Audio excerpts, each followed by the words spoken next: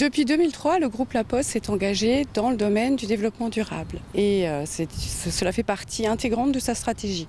Donc à ce titre, La Poste, au niveau local, ici, nous avons décidé de développer les partenariats avec les acteurs majeurs, économiques, locaux, qui s'investissent dans le développement durable. C'est ce que représente Idée Alsace, c'est pourquoi notre adhésion aujourd'hui. Composante du groupe La Poste, la plateforme Courrier de Strasbourg est en charge de la collecte, de la préparation et de la distribution du courrier. Plus de 500 postiers travaillent sur ce site implanté au parc d'activités du Mittelfeld à Schiltigheim. Parmi eux, les collecteurs et remiseurs qui recherchent et distribuent le courrier dans les entreprises à l'aide de ces véhicules à moteur diesel, polluants et gourmands en carburant. Dans une démarche de progrès environnemental, La Poste s'est fixé un objectif de réduction de 12% de ses émissions de CO2 d'ici 2012.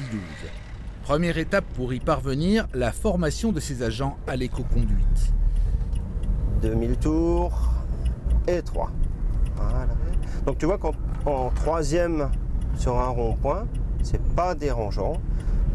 Ouais, voilà. Et tu réaccélères, on ressort.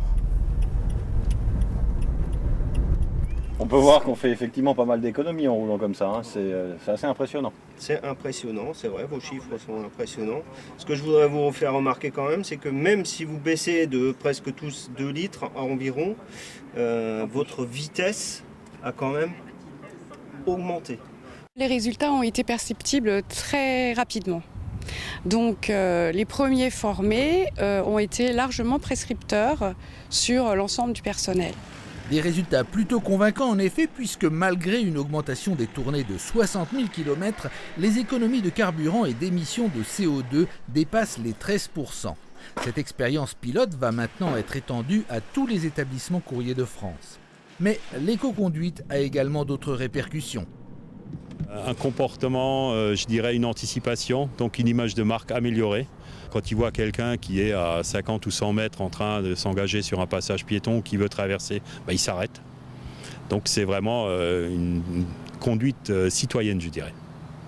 Au-delà de cette formation, nous voulons poursuivre dans la réduction des gaz de CO2. Donc nous allons optimiser l'ensemble de nos circuits de collecte et de remise afin de diminuer le nombre de kilomètres parcourus.